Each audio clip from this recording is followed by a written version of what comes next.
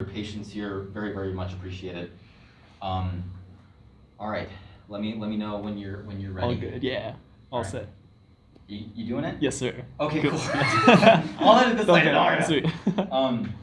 So I wanted to say, first of all, what I love about conservatives, they really understand this point. They really understand this point more than I think anyone else. They really understand this point. I mean, don't get me wrong. I think everyone has something to offer. When we look at human values and human perspectives, almost everything really has like something to say, like, hey, wait, there's just a nugget of truth here at least, right? There's something of a value that we say, like, I want to protect my family, I want to protect the ones that I love, I want to fight for my community, right? These sorts of values are very strong. They're very uniting in our humanity, and that is some very beautiful stuff. What I really love, particularly about conservatives, libertarians, however would you like to think of yourself, right? Not liberal. You guys really understand that. I mean, vague as it is, obviously, like, oh, well, you know what I mean? Are we like way up there, like authoritarian, but also like, conservative when it comes to, economics, that sort of thing, libertarian, all that sort of jazz. That, unfortunately, is actually a lot of our government. They're very authoritarian in ways, and yet they're very, very lenient when it comes to like very big businesses and that sort of thing. And there's, again, everyone has something of a nugget of truth to enter into, right, to put out there. But it can lead to a lot of abuse, and that's sort of the thing that I'm going to be going over a little bit here. But I really do love this about conservatives. You guys hate the government. You guys don't trust it. You don't like big government. I understand that sentiment. I understand that on a very fundamental level. Because when people get into power, power corrupts. Power definitely corrupts. And it can be very, very difficult to go about that situation when there's so much abuse and so much corruption that is going on. When you want to fight for your human rights, and unfortunately, the system as it is set up, it shuts you down. A few of those examples where we can point to see how bad it can get, indeed how bad it has gotten. Project MK Ultra, you guys know that one? Yep. Yeah, a lot of people do. Yeah, that should happen. For those who don't know, Project MK Ultra was carried out by primarily the CIA, and it was back in like the 60s. They used LSD to purposely putting it into people's like water supply to see if they could mind control and see if it could be used for that sort of thing. Incredibly like illegal human experiment, but that was carried out by the government. Purposely lying about the Vietnam War. They knew in the very beginning that the Vietnam War was not going to work. And yet they kept pushing these ideas of like, no, but we are winning it. We're doing fine. They were trying to do that to save face. The average age of a dead Vietnam soldier was 23. It was 23. They were our children. They were our children. I'm 21. The average age of the death was 2 years older than me. I still feel like a fucking kid. I know many of us do as well. That happened. That really happened. Because it wasn't their sons and daughters that were going to die. It was ours. Citation, VietnamVeteranProject.org. Overthrowing democratically elected governments, particularly in Latin America, that has happened several times in recent decades. And instead putting in a dictator who was favorable to American industries like big oil. So I've just gone over a couple of different things. First of all, like why I love you guys, why I love, like, God bless your hearts, man. We're on the same fucking page. We're still in that same goddamn human fight.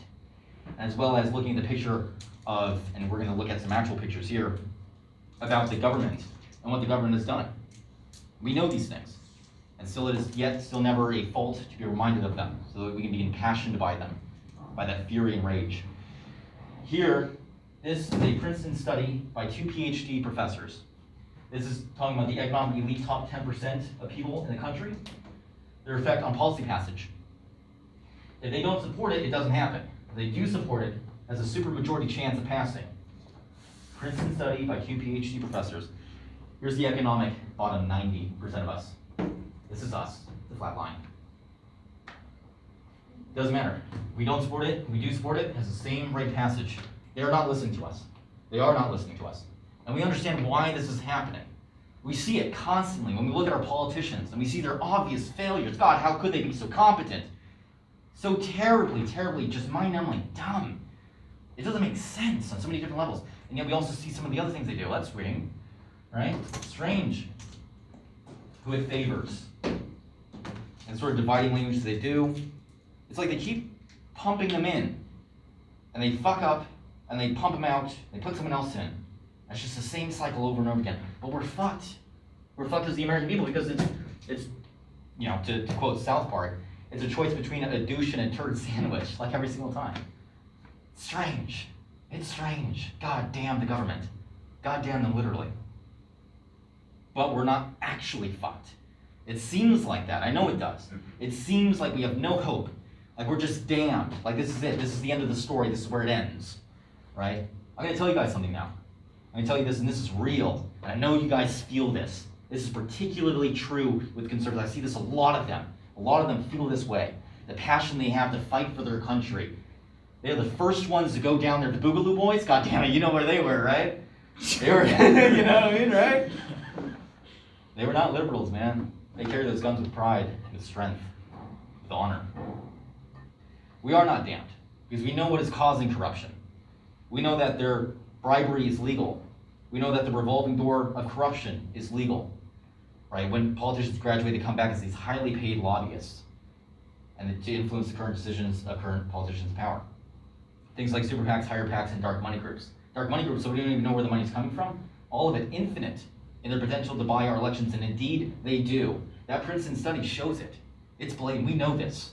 The government cannot be trusted because it is inherently, as the system is set up right now, it is inherently incentivized to cause corruption, incentivized for us to not be listened to, the people to not be listened to.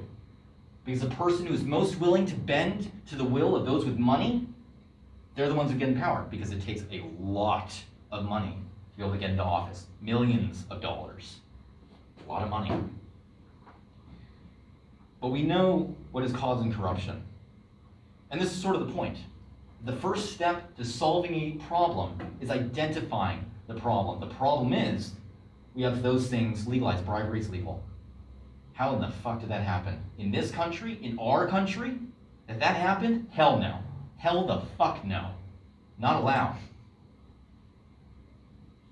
We can illegalize these things. We have that potential and we have that power. And that's the point, to remember that those sorts of realities are true. So all we have to do is be able to realize, look at what humanity has done. Look at the 1,000 years that have passed, right? Slavery was legal. We had people in the Colosseum being torn apart by lions. The extreme inhumanities that have happened, and yet here we are today. We've made some real progress. And the beauty of it, the real beauty of it, is that we are more powerful now than we've ever been throughout all of history, all of it. The reason why? The internet. The internet, that's why. That sounds kind of strange, right? Why is the internet so powerful? Every single revolution that has ever happened, every single change, very fundamental and real change that has happened before throughout human history is because of one thing and one thing only. Human connection. Human connection. The internet is the greatest goddamn thing since sliced bread. In those concerns, to bring us together so that we can relate to one another. You're struggling, so am I. We can do something together because of that. So much power, so much potential is there. We just need to realize those sorts of things, because we are all the more free to affect the changes that need to happen. In fact, there's already a group out there called Represent Us, very apt. They have something called, they're nonprofit by the way, they have something called the American Anti-Corruption Act. What this does is it covers the picture of corruption, and it legalizes it, highly regulates it in the least, and they're already affecting change in society. They're already doing that. States and cities across the country are already having this happen. If you haven't heard about it, why is that? Who owns the big media? Corporations, the same one who buy our politicians. That's why. Several groups have already joined together. QSU, Queer Student Union, Latinx Cultural Community Center, WILPF, it's over 100 years old, Women's International League for Peace and Freedom. Decades of activists, so many of them wanting and passionate to pass on the torch to us, wanting to reconnect. That was something that I heard a lot while I was talking to them. I gave a speech at one of the rallies. It was really cool. And many more to come. And this is all just starting. It is all just starting. But God damn it, that is exactly the sort of power that we have. That's the power that we have. As human beings in this society, that we're just getting started. We've got so much further to go. We have all the more power now to be able to unite instead of what divides us, giving into that, capitulating into it. Because the point is that more unites us than what divides us. And in that, human strength and human value, real human value, will pervade. That's the point. Thank you.